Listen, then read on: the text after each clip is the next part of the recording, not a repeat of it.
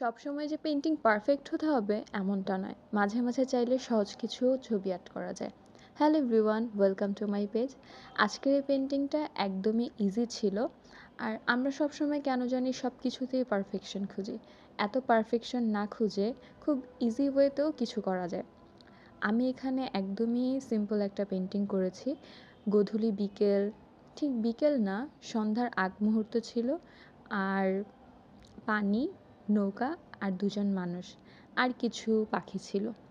আচ্ছা, প্রথমে আমি এখানে ইয়েলো কালারটা করে নিয়েছি পুরোটাই।